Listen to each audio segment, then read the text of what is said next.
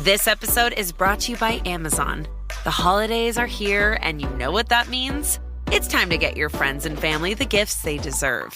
Take the stress out of shopping with Amazon's great deals and low prices on a huge range of items from toys to tech and much more. Whoever you're gifting for, Amazon has great prices on everything you need this holiday season. Shop last-minute deals now. We are Cultivate. Cultivate. cultivate. Cultivate. Cultivate. Cultivate. We are Cultivate.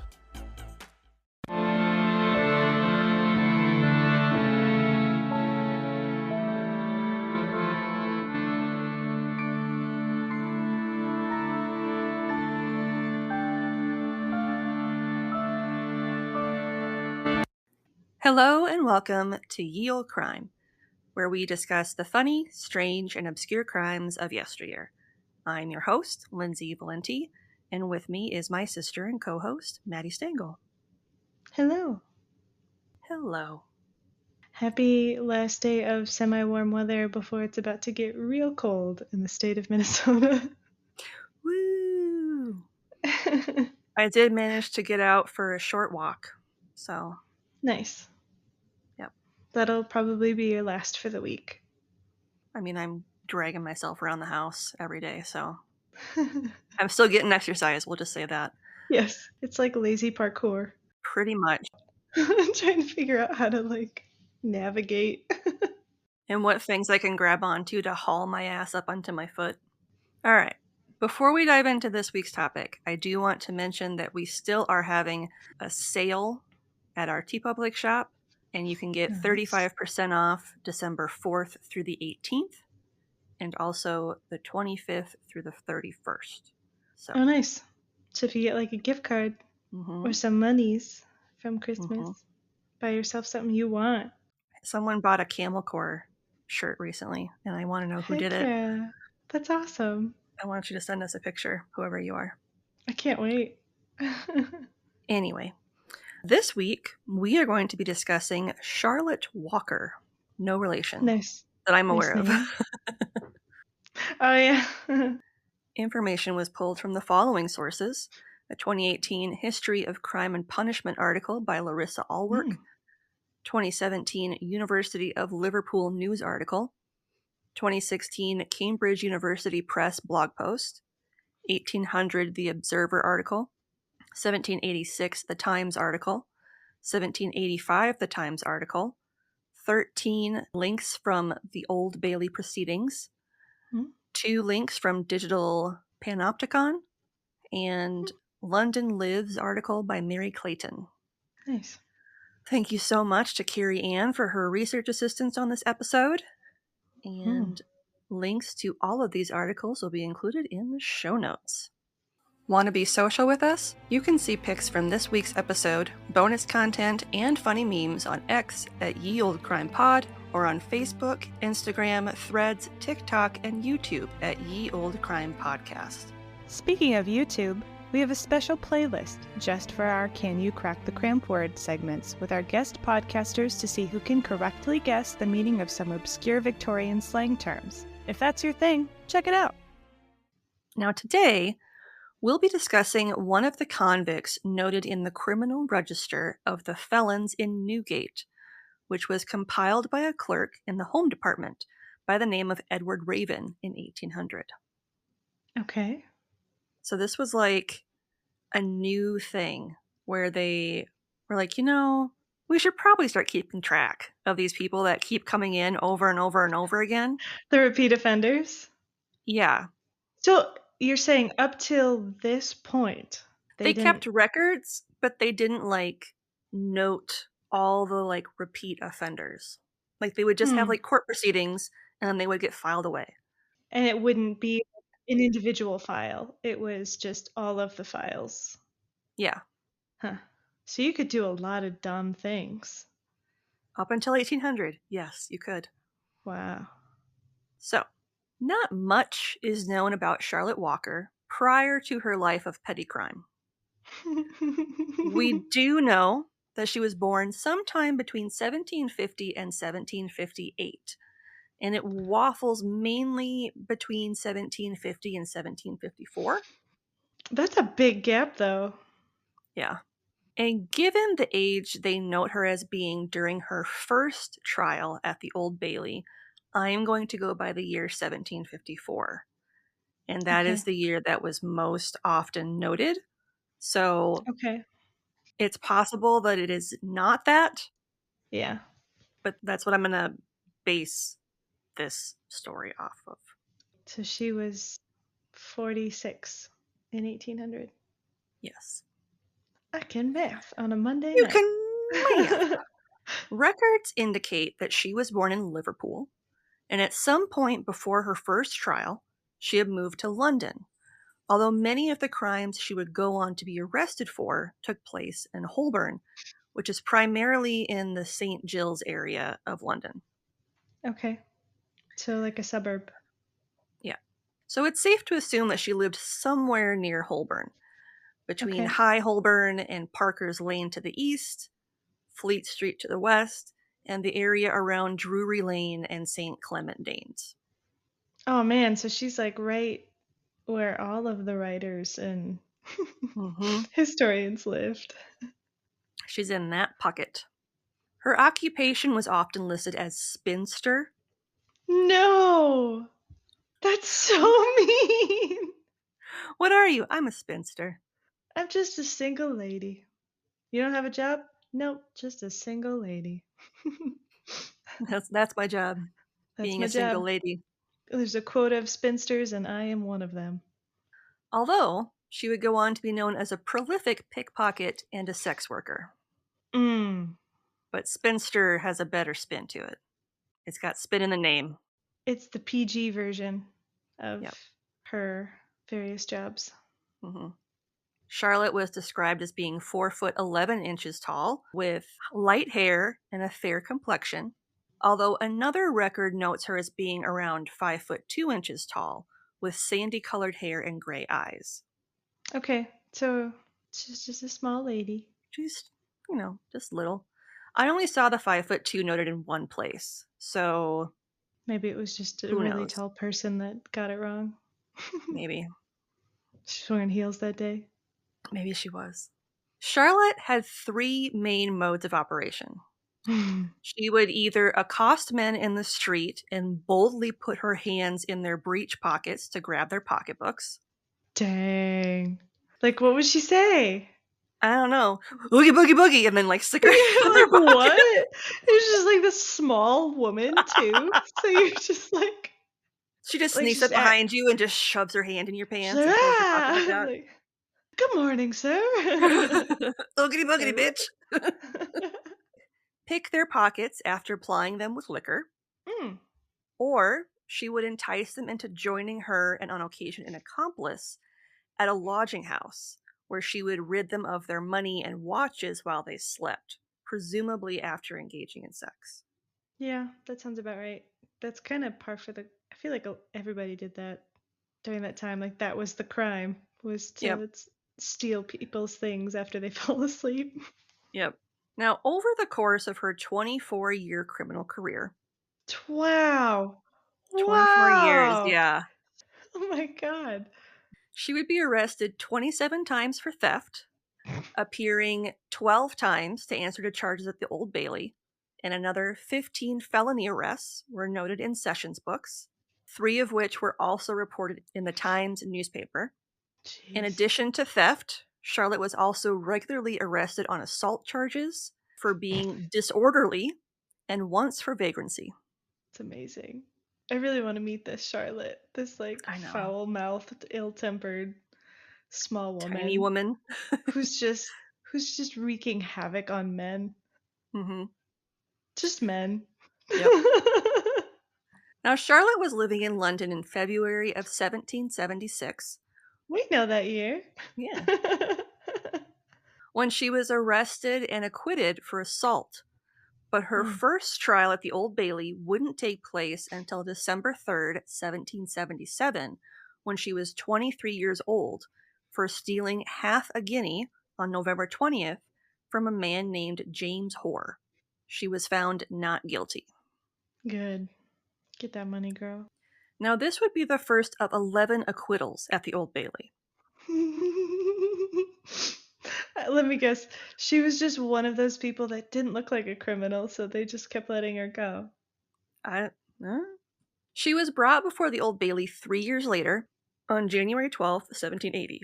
At this time, she was indicted for stealing a leather pocketbook belonging to Matthew Deverell that was valued at 2 shillings, as well as a 20-pound banknote on November 22nd, 1779. At the trial, Matthew gave testimony which read in part, quote, on the 22nd of November, as I was going home to my lodging at the end of St. Gilles, a little after 10, I met that lady at the bar in Holborn about the French horn.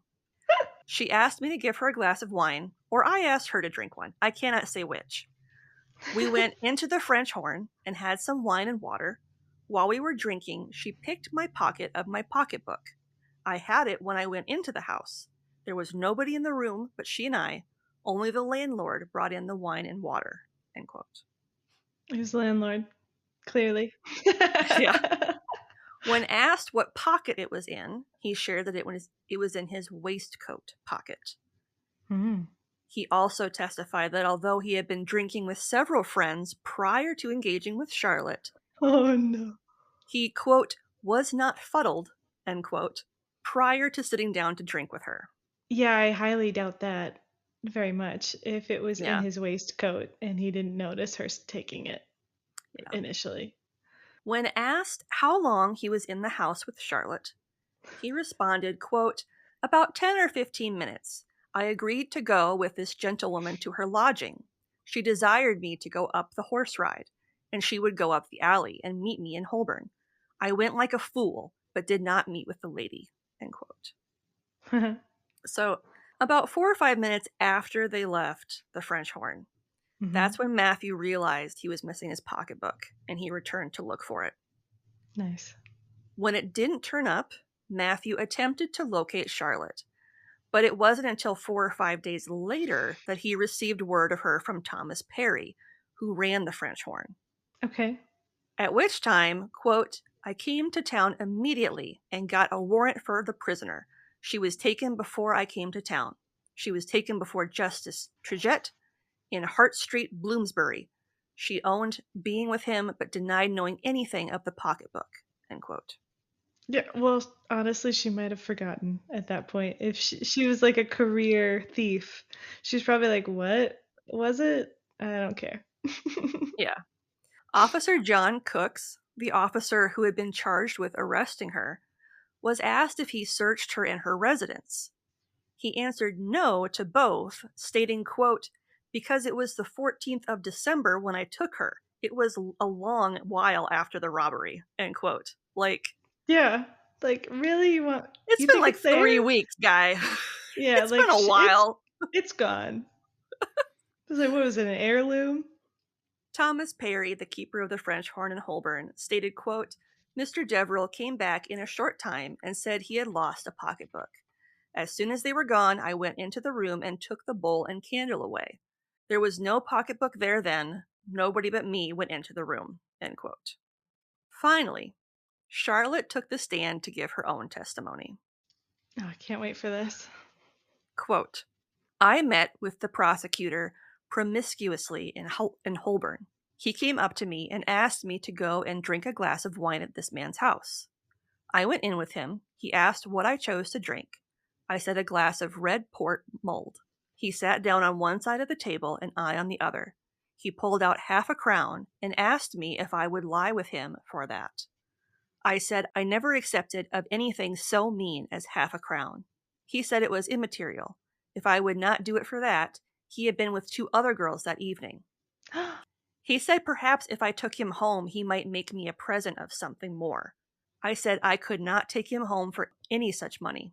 He asked me where he could find me again. I said in Holborn.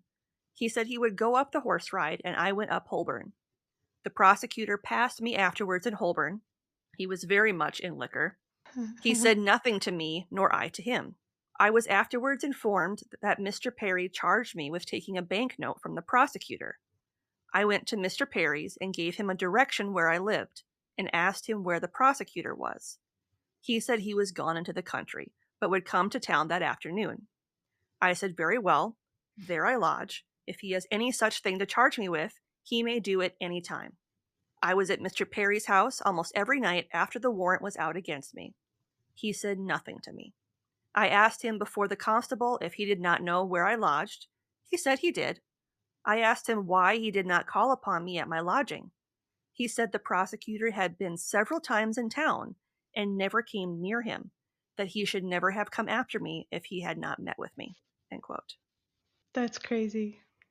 And as you can imagine, Charlotte was once again found not guilty. Right, because it's him. That's what she made it sound like. Very clearly, Yep. he was being a pervy jerk, and she left. She was like, no, sir. Mm-hmm.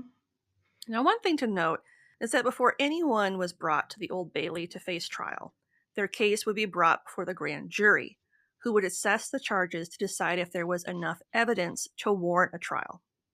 Okay. 12 separate times, Charlotte was cleared due to lack of evidence.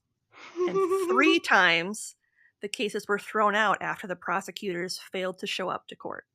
Awesome. Now, bear in mind that some of these decisions to throw out the case could be in part due to the length of time in which Charlotte was held in custody while she awaited trial, which could be viewed as quote-unquote time served in today's context. Yep. On 8 separate occasions, she was imprisoned for more than 3 weeks, and her longest stay was for 9 weeks. That's a long time. When it comes to lack of reliable evidence, it wasn't uncommon for prosecutors themselves to be drunk at the times the alleged offenses took place. That's amazing. Not only that, but often there were no witnesses to the crime other than the victim. Right, because they took her to their room. Lastly, the stolen property or money was very rarely ever discovered in Charlotte's possession at the time she was accused. Interesting. So, she just throws it away, sells it immediately. It's a mystery. On April 25th, 1781, Charlotte was 27 at the time that she was tried at the Old Bailey for the capital offense of highway robbery. That's a big deal. Mm-hmm. Especially then. In the proceedings of the Old Bailey, it was noted, quote, Charlotte Walker was indicted for that she, in a certain wide and open place near the King's Highway, called the French Horn Yard, in and upon Joseph Bauman, feloniously did make an assault, putting him in corporal fear and danger of his life, and stealing from his person a leather pocketbook, value 1 shilling 8 guineas, half a guinea and 8 shillings in moneys, numbered the property of the said Joseph Bauman, April 18th. I'm so sorry, but if you were on a highway and you're a man and you're afraid of this woman. Oh, just wait. Oh, just wait. Boy. Okay. This 4'11" woman who just appears out of the woods. In the words of Joseph, so the victim, quote, on the 18th of April, as I was returning from the city, just as the clock struck 11, in my way home, up Holborn, I met with the prisoner. She asked me for a glass of wine and represented herself as perishing for want of a glass of wine. I said if the glass of wine would keep her from perishing, she should have it. I went into an open room and ordered a bottle of wine. I paid for it and went out. My way lay through the yard. Going through the yard, she importuned me for a shilling. I told her she was impertinent and would give her nothing. She said, down your eyes, you shall.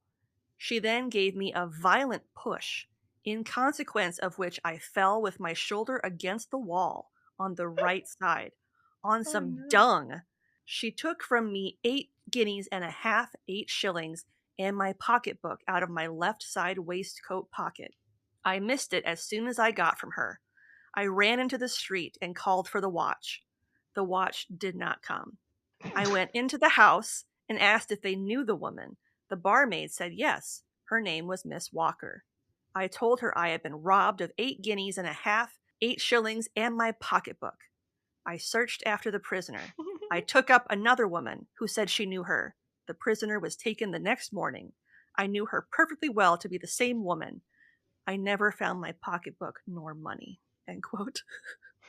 I'm so sorry. Like, I know that this is a bad thing, but just the fact that she was like, "Oh my God, I'm having such a bad day. I really need a glass of wine. Can you please help me out?" And he's like, "Yeah, absolutely." And he goes and gets a whole bottle, which is assumptive. And then he comes Mm-hmm. out and she's like, "Hey, you did that. Like, what about a shilling? Like, probably for food or something. I don't know." And Mm-hmm. he's like, "Absolutely not. You're asking for too much, gross lady." And she pushes him into a pile of horse shit, or potentially human shit at this point, Yep. because that's what it was like. And he banged his shoulder into a wall. Then he's like, ah! He's like, ah, and then she takes his money and probably like runs away for like a block. It doesn't seem like he really tried that Yeah. hard. He And just like ran into the street. I've been robbed. then he has to go back into that house covered in poop, Yeah. asking for help. That's a bad day, man. When asked if he had been drinking heavily that day, Joseph Hmm. responded, quote, "No, I was perfectly sober. She pushed me down, threw herself against me, and took the money out of my pocket by force. I struggled with her about 3 minutes before I could disentangle myself." I'm so sorry. Does he know how long 3 minutes is when it comes to fighting? That is so long. Are you I mi- kidding me? And she's 4'11". What is he, like 5 feet? Like Who what? knows? I missed my pocketbook and money. When I got into the middle of Holborn, I ran as fast as I could into Holborn. End quote. Mm. Now, after this comment, Charlotte interrupted the proceedings No, she did not. to state in her defense, quote, "He said the first time I pushed him against the wall. He fell on one side and I robbed him. The second time he said, as he came out of the door, I held him together by both his arms and so robbed his worship. I said I must have 3 hands to rob him when I had both of his arms." End quote. I love her so much. Really, like, are we sure she's not related? It'd be really fun if she was. Constable Samuel Bolton, who apprehended Charlotte, stated, quote, "I found neither pocketbook nor money." And information was brought to Justice Girdlers. I brought her to the justices, and the prosecutor said that was the woman. He charged her with robbing him of his money. He told the justice the woman knocked him down, that his foot struck against the curb, and he fell down. End quote. Oh, so now his foot was part of it too. So now he tripped, yeah. Now, Charlotte gave the following testimony in her defense. Quote, No. "I met the prosecutor in Holborn. He asked me to go and drink a glass of wine with him. I went with him to the French Horn. He went into a private room and wanted a pint of claret. Sarah Keats said they had no claret in the house." She's a barmaid. I love that she just knows her. She's like, Sarah said she doesn't have it. "He told me to have what I pleased, and we had a pint of red port. He asked me if I would let him be concerned with me. Gross. I said And yes." he gave her a pint? Yeah, a Like, pint of red port. damn, dude. Those are intentions. Yeah, With that skeevy thing to say on top of it? yeah. Okay. I said yes if he would make me a present. He said he had no cash. Oh. We drank the pint of wine. Is it probable that I should knock a man down who declared he had no cash about him, and I saw no cash? There was a coachman he knew. He came out and told him he had been robbed by somebody of 8 guineas, but he could not tell how.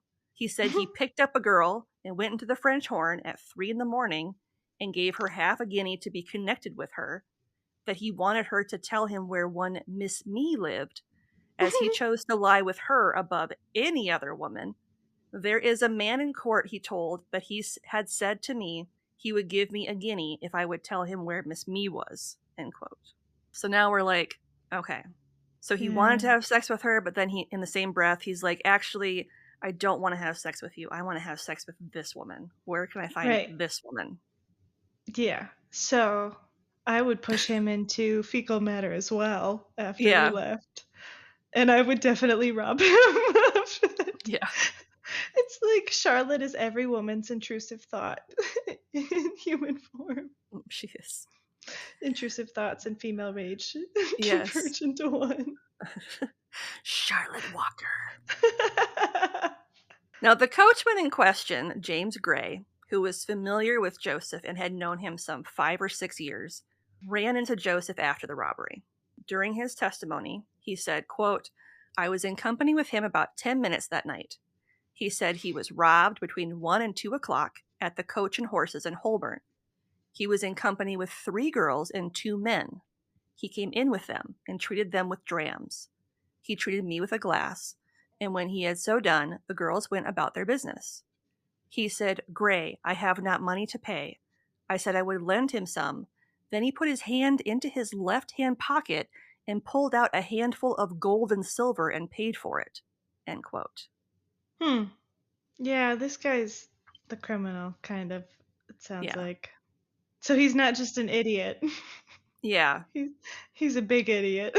He's special. So, when asked if Joseph was sober or in liquor, James stated that Joseph appeared to be drunk at the time he encountered him. Yeah, and this was like 1 to 2 hours before he said he was with. This was like 1 or 2 hours before. Because they said that they saw him come back at 3 a.m. Or she said she sat down with him at 3 a.m. Walker did. And then he says that he had a drink with him at 1 or 2 a.m. Yeah, so he drank with him at like 1 or 2 o'clock in the morning. And Charlotte was told by Sarah, I think, after the fact, after her encounter with him had taken place, that he went back in at 3 in the morning with another girl that wasn't Charlotte. That's insane. Because if we continue, the final witness was a woman named Ann Smith, who encountered Joseph outside the French Horn and corroborated James's recounting of events, stating, quote, "About half after 2 o'clock on Wednesday night, this gentleman asked me to go and drink a glass of wine at the French Horn. He met me within 2 doors of the French Horn. The last witness was with him," so James was with him. "I went with him. He was in my company, I dare say the space of an hour and better. He asked me if I knew such a name as me. I told him I knew such a name, but I did not know where she was." End quote. And following all of this testimony, Charlotte was found not guilty. Yeah, good, because that's exactly how that should have gone. It would be 3 more years before Charlotte found herself once again on trial at the Old Bailey, this time on October 20th, 1784. At this time, she was 30 and accused of pickpocketing 4 guineas, valued at £4 4 shillings, on October 1st from Nelson Stratton. Unlike at previous inquests, the witnesses were interviewed separately this time, so they couldn't comment on each other's stories. Because they knew Charlotte so well at this point. Probably they knew she'd say something.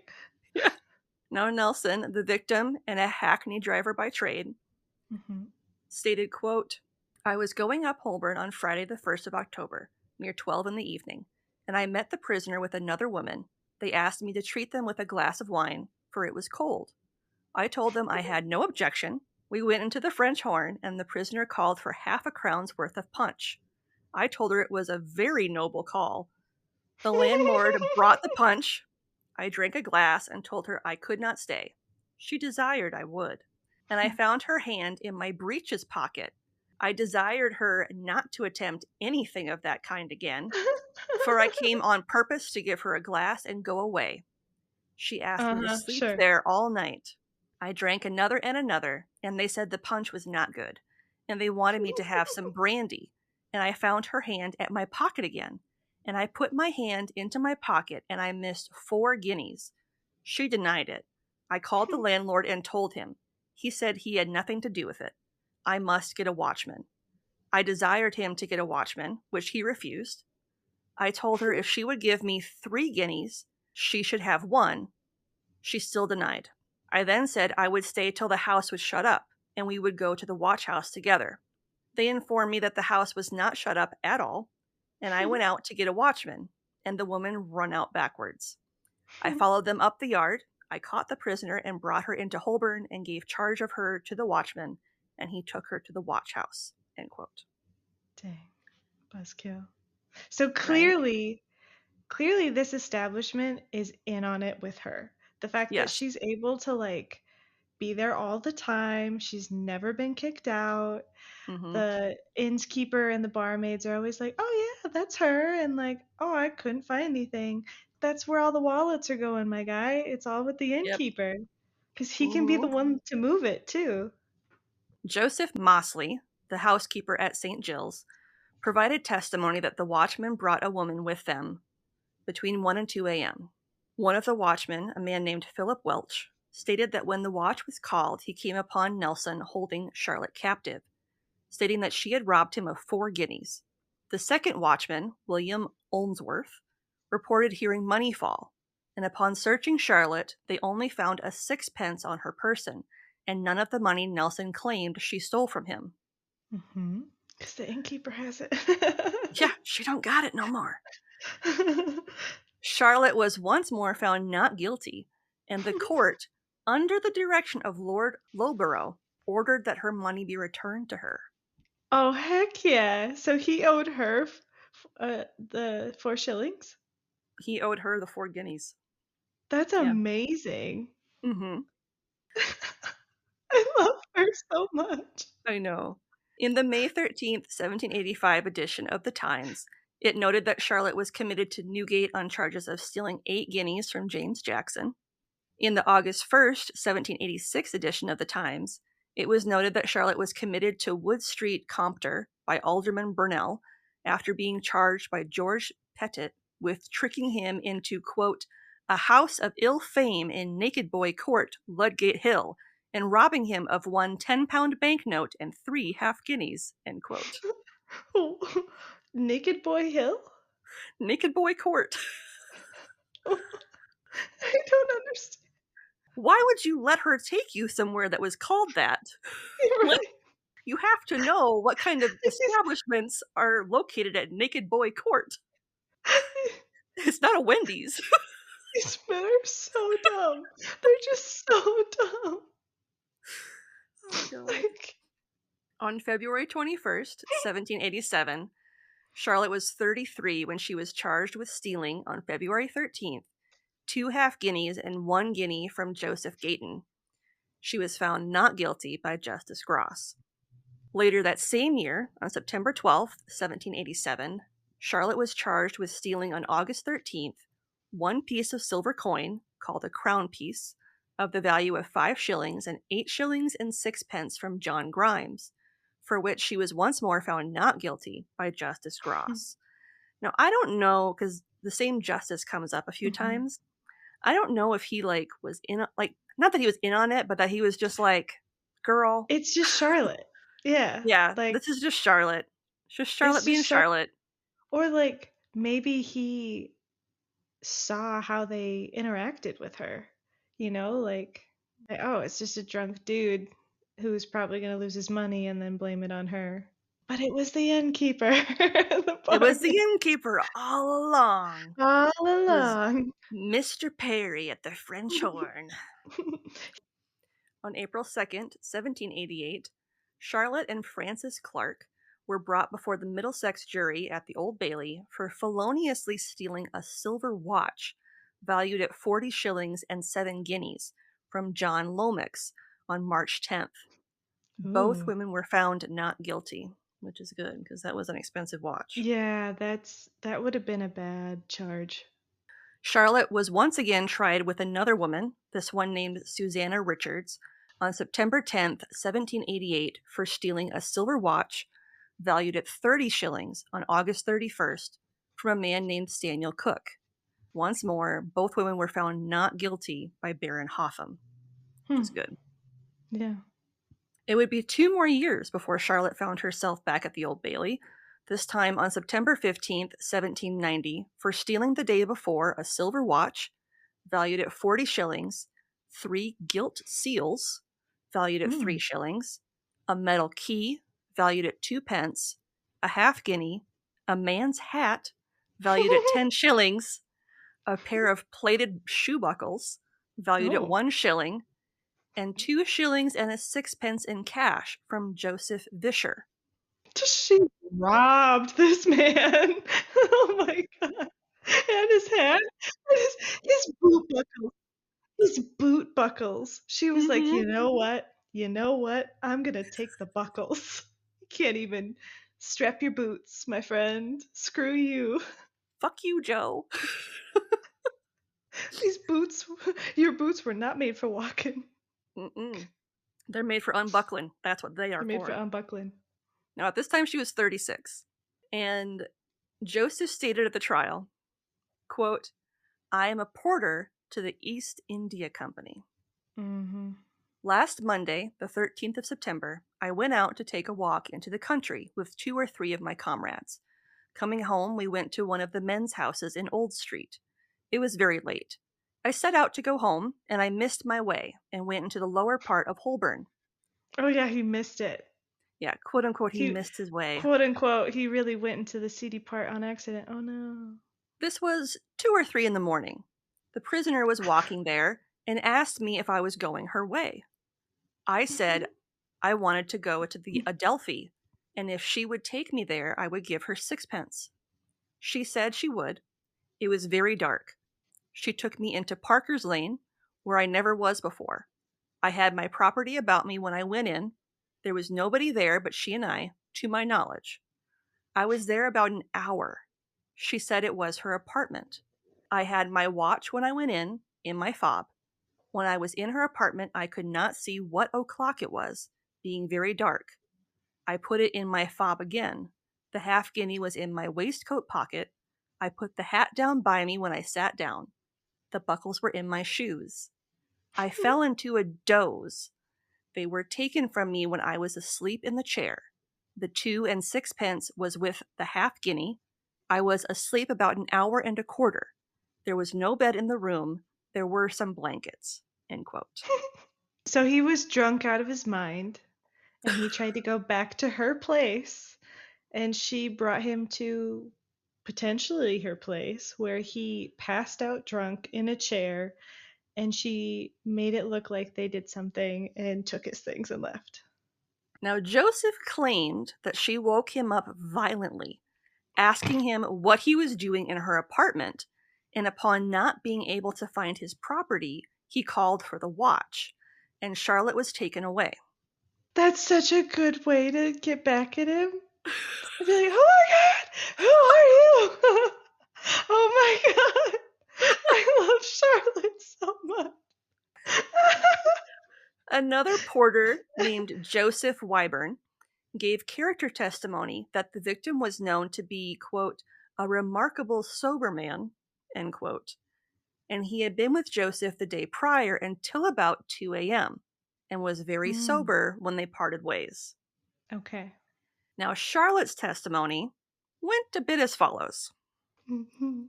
Quote, my lord, on Monday week the 13th, I was at an acquaintance's till between 4 and 5 in the morning, daylight. I came home and found a woman at my door, and I asked what she did there. She said she had lost her cap, hat, and bonnet. I opened my door, there is no lock, and there I saw this man lying asleep on the bed. I waked him and asked what brought him there. He said, who brought me here? A woman in the dark.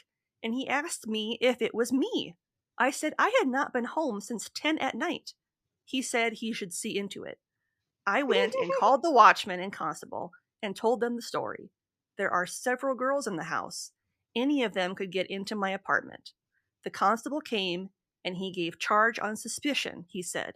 He could not positively swear to me, end quote. Oh, so she lived in like a tenement home. Yeah.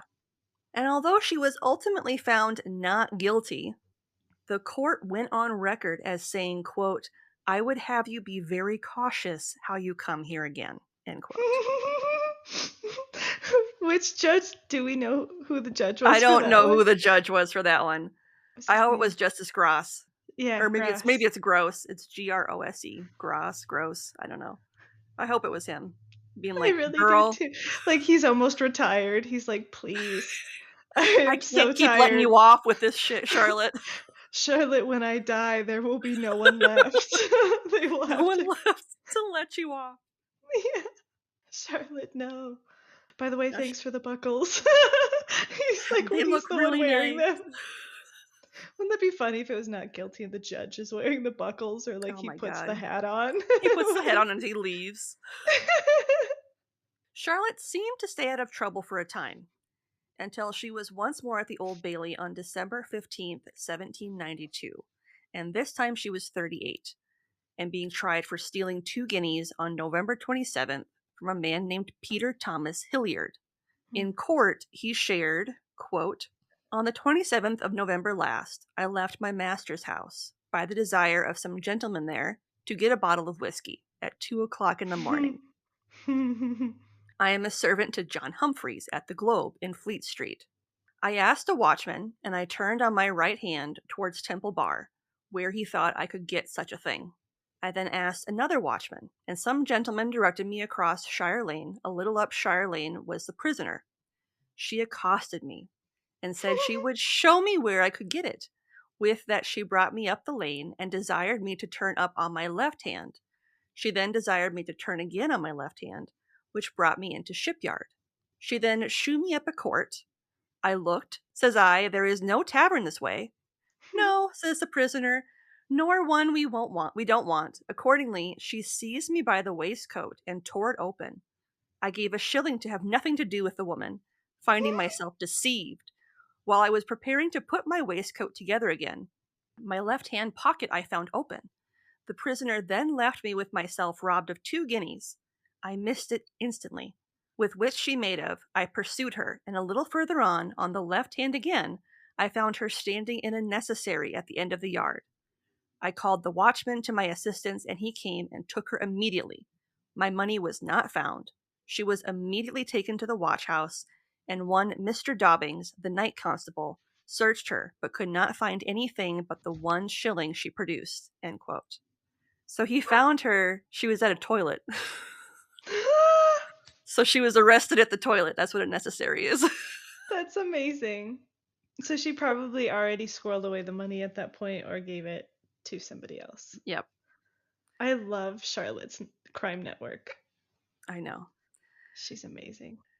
Charlotte gave testimony which read in part, quote, "I met him in Fleet Street, the city side of Temple Bar. He asked me if I could tell him where he could get some whiskey. I went with him up Shire Lane. They were shut up. He turned down and went to Shipyard. They were shut up there. And he and I stayed at the end of a court together. He asked me where I lived. I told him. He said it was too far. He said he would give me a shilling if I would let him have connection with me in this court. It was close by a necessary. He wanted me to lay down in this necessary. I told him no. I did not choose to do anything of the like. He said if I would, he would give me another afterwards. I said I did not approve of it. He said I might be damned, and the 1 shilling too. He went away from me. I sat on the necessary about a minute, having occasion to make water, or to pee. Yeah, to make water. I heard him speak to the watchman. Says he, did you see a woman go by here? No, says the watchman. Then she must be in the place where I left her, he said. He came to me and said, I believe you have picked my pocket of 3 guineas. Lord, sir, says I have not told gold this good while. I have only this shilling you gave me. Says he, watchman, I give charge of her. I was taken to the watch-house. The constable asked me what money I had about me. I told him but 1 shilling. The constable asked him if he gave me a shilling. He said yes, for charity. The constable asked me to strip my clothes off. I did to my shift. He searched even my bonnet and cap. Oh, The constable man. said, I have found nothing. And if you think I have not done you justice, take and strip her again. The gentleman at Bow Street told him it was impossible for me to rob him if he had no connection. He said he believed I must come on the side of him in some odd manner and take it out of his pocket. He asked him what he gave the shilling for. He said he gave me the shilling out of charity and had nothing at all to do with me, nor I had nothing to do with him. than I have to do with him this moment. If I had robbed him, I would not have stopped in the same place as where he left me." End quote. Right. She wouldn't have stayed there. She would have left. She wouldn't be like, "Oh, let me just stay here and piss a while and hope that he doesn't come back." Yeah. Well, and it sounds like he clearly had a motive when they were in the shipyards. He's like, "Where do you live?" "Oh, that's too far. Let's just have sex here." Yep. Like, excuse me? Nasty. Thankfully, she was once more found not guilty by Lord Loughborough. And between April of 1794 and October of 1799, Charlotte was arrested at least 6 times for disorderly conduct and committed either to Tothill Fields Bridewell or the Middlesex House of Correction. And that's where she had a few of her stints. Yes. Okay. Charlotte is 44 when we next see her at the Old Bailey on February 14th, 1798, for grand larceny to the tune of 3 shillings, which she stole from Thomas Cresswell on January 21st. At the trial, Thomas shared, quote, "I work in the leather line. I was coming down Drury Lane about 5 o'clock in the morning. I had been in bed, but was taken very ill, and was obliged to go downstairs, as I was going to get something to drink. I threw up where the poop was and went to go drink. I threw up in the poop corner." As I was going to get something to drink, I met this woman in the street, and she closed her arms round me, and while I was defending myself and pushing her off, she put her hands into my pocket and took out 3 shillings, and left 2 counterfeit halfpence in the room of the money. It was the left-hand pocket of my breeches. I called the watchman immediately, and we went to the watch-house. While we were going, a woman joined her, and walked by the side of her for the space of 10 or 15 yards. I suspected she had received the money from the prisoner. When she was searched at the watch-house, she had no shillings about her, only a counterfeit dollar. End quote. Okay, Charlotte, that was a little messy. Yeah. I mean, she's getting old at this point. She's 44. Yeah, She's been doing it for a while. Well, and if she's already been incarcerated a few times, she doesn't care. Yeah. She's just doing it for fun at this point. Yep. Charlotte stated in her defense, quote, "About 5 o'clock in the morning, I was going for some raisin wine for a poor woman who had been poorly for some time." Raisin wine? I know, that doesn't sound good. No. Prune juice, maybe? Oh, maybe. Yeah, because I'm like, dehydrated grapes? Wine? Yeah. That's really sad wine. You're right. That's like watered down. It must be prune juice, I think. Oh, yeah, if it's an old lady. Yeah. Raisin wine. And as I was going into the house for it, the prosecutor came out with 3 other women, and he asked me if he should go home with me. I told him no, and then he called the watch and said I had robbed him. I told him, "How can you say that you have been robbed when you know the women said you had hardly money enough to pay for the last liquor you called for?" He said I had robbed him of 3 shillings, and he pulled me about a good deal. End quote. So he must have been, like, fighting with her. Yeah. Charlotte was once more found not guilty and released. And it isn't until January 15th, 1800, at the age of 46, that Charlotte actually finds herself in prison. At the trial, she is indicted for stealing on December 7th, 1799, a watch valued at 21 shillings, a watch chain valued at 2 shillings, a silver seal valued at 1 shilling, 6 pence, and a watch key valued at 1 pence that belonged to John Taylor. John's testimony noted, quote, "On the 7th of December last, I was coming out of the White Bear in Bride Lane between 12 and 1 o'clock at night. I was rather the worse for liquor. I met with the prisoner as I was coming out at the door, and she asked me if I would give her anything to drink. I immediately replied that I could not give her anything to drink, for I had not any money. She put her hand down to my breeches and said she was sure I had got some money. I put my hand down directly and missed my watch chain. I had looked at my watch not 10 minutes before in the public house. It was then 12:30 o'clock. Then I felt in my fob for the watch and found it was gone. I charged her with it, and she denied it. I called the watchman and gave charge of her. The constable has got the watch. When the watchman came up, I saw something lying glittering on the ground, on the left-hand side of the prisoner. I stooped down, and it was my watch chain and seal. It was a silver seal with JT upon it. I desired the watchman then to search her pocket, to see if she had got my watch or not. We searched her pocket, but could find no watch there. One of the watchmen clapped his hand down her bosom and found the watch there. It is a silver watch. I know it by the maker's name and number, end quote. Oh, that was really sloppy, Charlotte. Charlotte gave the following testimony in her defense. Oh, no. Quote, I met with the prosecutor. He wanted me to take him home with me, but he said he had got no money. He then told me to go up that dark passage, and he gave me the watch till the morning. And after I had obliged him, he wanted the watch back. And I laid hold of the chain to pull it forcibly from me, and that was the way the chain broke, end quote. Oh, I hope that wasn't the way that went down. Unfortunately for Charlotte, it seemed that Justice Heath and the rest of the London jury were finally fed up with her life of petty crime, and she was found guilty and sentenced to death. Oh. Yeah. Well, thanks to the creation of the criminal register, Charlotte's days of getting away with her repeat offending came to an end. Under remarks for her trial on February 14th, 1798, so the trial before this one, she's listed as, quote, a very old offender, end quote, that had been, quote, tried several times, end quote. And if we look back through the records, a pattern emerges of men claiming she stole from them and her claiming that they had asked her to sleep with them in exchange for money or goods, mainly at or near the French Horn in Holborn. Yep. Now, on February 21st, 1800, her sentence was commuted, and she was instead to be transported to New South Wales, or Australia, to serve 21 years. Oh my God, she would rather die. Because that was when it was really, really awful.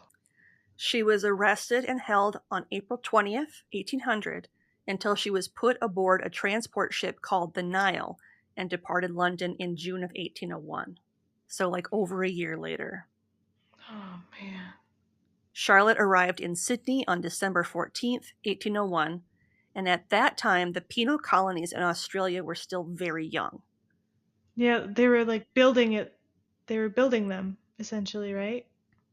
Yep, the first fleet, which transported over 1,000 convicts, had arrived in January of 1788 at Botany Bay. And until transportation to Australia was abandoned in 1868, Britain and Ireland would send some 163,000 convicts. That's crazy. Well, and she left in June and she got there in December, so that's 7 months on a ship. Mm-hmm. I can't fathom that. Now, from what little we've been able to glean of her life outside of the court of law, it's likely that she never married or had any children. Mm-hmm. Charlotte passed away in New South Wales in November of 1806.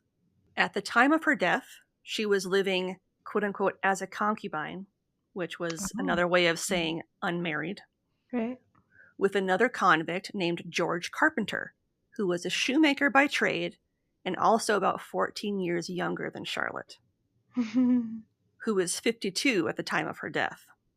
Now, George had arrived in Australia on November 20th, 1800 on the Royal Admiral II and was freed from servitude in January of 1805, and the couple had been living in the brickfields. Now, to add another flair for the dramatic to her death, Oh, no.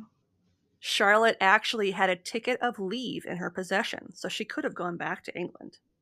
Oh. And the Sydney Gazette reported that she had died of, quote-unquote, an apoplexy. Apoplexy? What is apoplexy?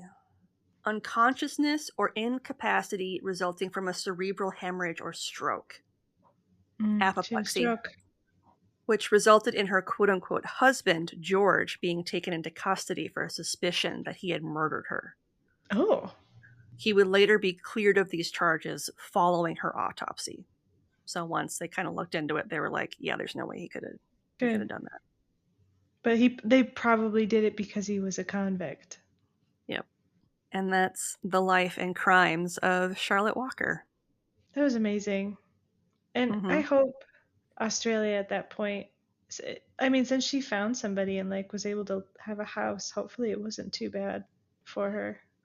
I read that because there was such a lack of women in Australia at the time, like once they were released from the whatever penal colony they were serving in, they tended to get picked up real quick. So, although what a boon to get a guy that's 14 years younger than you, like spinster for life, be his concubine. She was fun. She was fun. She was fun. I thought you'd like her. I started looking into her and I was like, Charlotte, girl.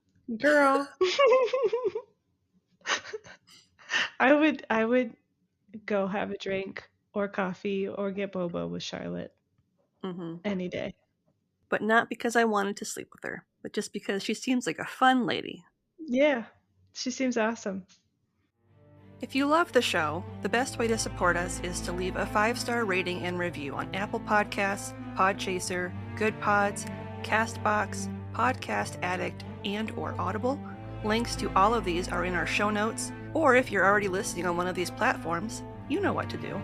Oh, and while you're at it, shoot us a question you'd like to hear us answer on the pod. We'll give you a special shout out and address your burning questions all at the same time. The weirder, the better.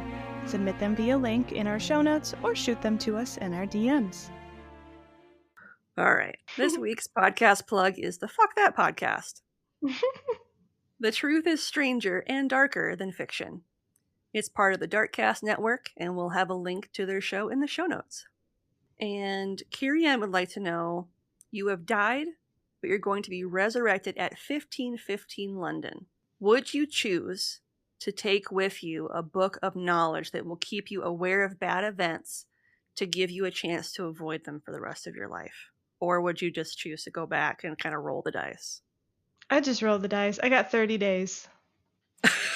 I got 30 good days without insulin before that walking curse takes me, so I'm just going to have some fun. Because it'd be the walking curse then. Yeah, whatever, yeah. Yeah. Because you can't just go back in time and not be chronically ill still. Yeah. I'm chronically ill. Could you imagine if I still had my insulin pump and my continuous glucose monitor on? I would be murdered immediately. Like as soon as those expire, they scream, like they alarm. So like I would be a witch for sure. Like murdered instantly. You'd be tossed in the River Thames, like immediately. Yeah. They'd be like, yeet. You'd be like, not the shit water, not the shit water. Hopefully I'd become like a legend because of the screeching sound. I'm like a banshee from the lake. Like the river banshee because of my CGM alarm. It's Beatty's Betty down by the riverbed. She haunts the riverbed. You can hear her beeping. It's like beep. That's the noise. Until those 4 watch batteries die, man. I'd probably just roll the dice too. I would just, something's gonna get me, whether it's plague or some other fun disease. Dysentery. I'd probably get something chest related, like I'd probably get tuberculosis or something, and then I would look good as I was dying. Yeah. I'd be very beautiful with my pale complexion and rosy cheeks, and then I would just expire. Yep. We love to hear from you, and there's a couple of ways you can reach out to us. You can email us at yeoldecrimepodcast@gmail.com, where you can send us story ideas, share any spooky stories you may have, fun gifts, or even just to say hello. You can also reach out to us via snail mail. Remember mail? Our mailing address is Ye Olde Crime Podcast, P.O. Box 341, Wyoming, Minnesota 55092. Fun fact, we like to send out thank you cards with fun stickers you can't get at our shop. so it's worth the cost of a stamp. Well, on that lovely note, what's something good you'd like to share? I made a batch of Queenamons this past week, and I don't know if people want to look it up, but I think it's Kouignamann. I think Queenamon. Maybe, Uh-oh. but it's super fun to make, and I made it with maple sugar instead of normal sugar because I wanted it to be fancy because I made them to impress my coworkers. Nice. And they turned out really great and it was good. And I got to share one with you when I saw you too. So Yep. and that visit with you was nice too. If people don't know, her dog Kona is just like the sweetest little baby girl. And she just loves love so much. And she's so soft in how she asks for love too. So it was just really nice for me being in a house of girls because I've been surrounded by boy dogs. And there is no gentleness, there is no tenderness, there is no caution when asking for attention. There is only claws and teeth and drool and water spittle. Yep. So, and so many elbows. Yeah. Those dogs have like 12 elbows when they try to cuddle with you. And 3 arms when they try to rob you. 3 arms.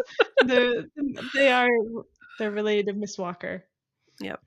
How about you? What's something good? My something good is that I got offered a job. Yay! And I will be accepting it and will start work on January 6th. That's amazing. Congratulations. Thank you. I had an interview with them this afternoon, and an hour later they called and gave me the offer. That's amazing. Oh, I'm so happy for you, Lindsay. I'm very excited. That's awesome. Shall we? We shall. We wouldn't be here without support from listeners like you. If you're interested in supporting us financially, you can leave a one-time or monthly donation over on Buy Me a Coffee or our Venmo page. Links are in the show notes. And we make a point of reaching out to send you a thank you note and stickers to show our appreciation. Want to show your support in a more concrete way? Pick up some Yield Crime merch over at our TeePublic shop. We shout out whenever there is a sale each month, and we work to make sure we're creating new designs and changing it up whenever possible. And hey, thanks for listening. And on that note, as always, I'm Lindsay. And I'm Madison. And we'll see you next time with another tale As old as crime.